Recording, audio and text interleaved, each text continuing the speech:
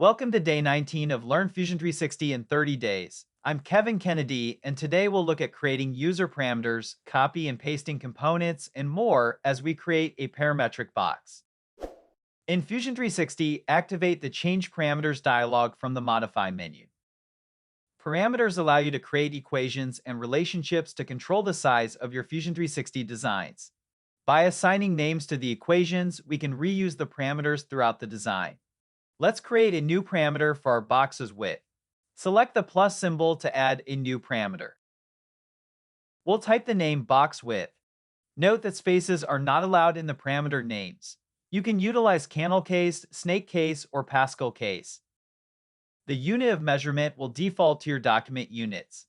However, we can also create parameters for other units of measure, including degrees, volume, mass, and so much more. I'll set the expression to 50 millimeters, which will be the starting width of the box. We're also able to plug in optional comments. Comments are helpful to remind yourself of items later or when collaborating with others. After selecting OK, you'll find the box width parameter in the user parameters list. Let's create a second user parameter called box height with a value set to 40 millimeters. We can now close the dialog. Our parameters are now ready to be called through any sketch or modeling commands. Let's start with a new component called box bottom. Once active, we'll start with a new sketch on the bottom origin plane. Activate the two-point rectangle and select the origin point to start the sketch. For both dimensions, we'll enter the box width user parameter. Notice the parameter name appears after typing the letter B. We can select the correct one without having to type out the full name. Complete this for both dimensions, which fully defines our sketch. Let's also practice good parametric design etiquette by renaming our sketch in the browser. We're now ready to extrude our sketch. Once selected, we'll use the box height user parameter. However, we're only creating the bottom of the box, so let's divide this by 2. Notice the height adjusted to be only 20 millimeters, half of the overall height. We'll use the shell command to hollow out the box. Activate shell and select the top planar face. Fusion 360 also allows us to create parameters on the fly. Start by typing the desired parameter name, such as wall thickness. We then have to put the equal sign, followed by the value. Let's do wall thickness equals 2. Select OK to confirm the shell operation. Let's open the parameters dialog. Notice parameters created on the fly are listed in the favorites section and not the user parameters section. With our parameters dialog still open, we can move it out of the way and test our user parameters by changing any one of the expressions. For example, I'll change the width to 100 millimeters. Notice the box instantly resizes based on the new expression.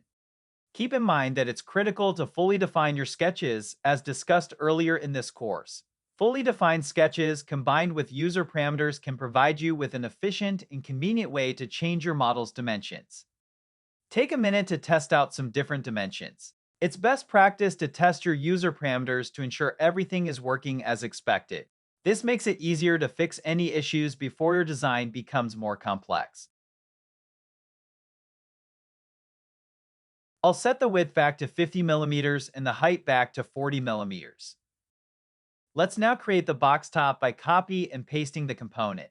Remember, our component groups the relevant sketches, bodies, and other assets. This makes it easy to create duplicates of the same part. Start by right-clicking on the component in the browser. Select Copy from the right-click menu. We'll then right-click on the top-level component, which is also called the root component. This will make sure our pasted component is nested on the same level as our existing one.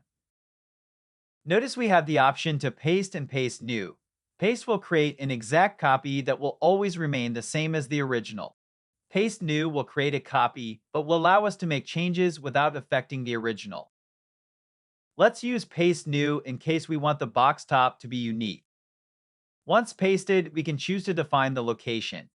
However, we're going to use the joint command to place this, so let's click OK.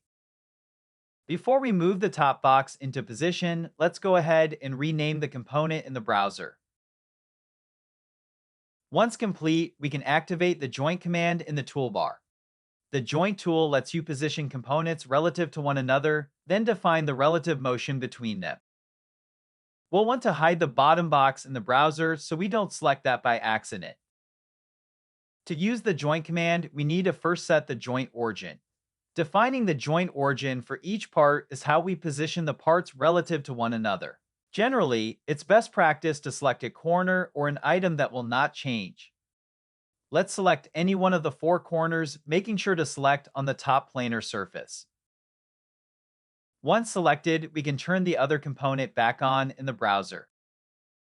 We'll now want to select the opposite corner so our lid is flipped to the correct position. To make it easier to snap to points on a face, place the pointer over a face, then hold the Control key on Windows or the Command key on Mac. Once the second corner is selected, you'll see our box top moves into place. However, the rotation may not be aligned depending on how the joint origin was applied. You can fix this by adjusting the rotation slider in the canvas or the angle in the dialog. Once again, we should test our user parameters to ensure the joint was applied correctly.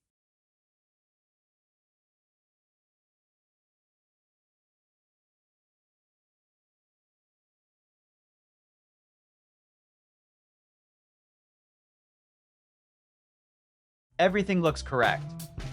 I'll see you on day number 20 where we'll add 3D printable hinges to our box.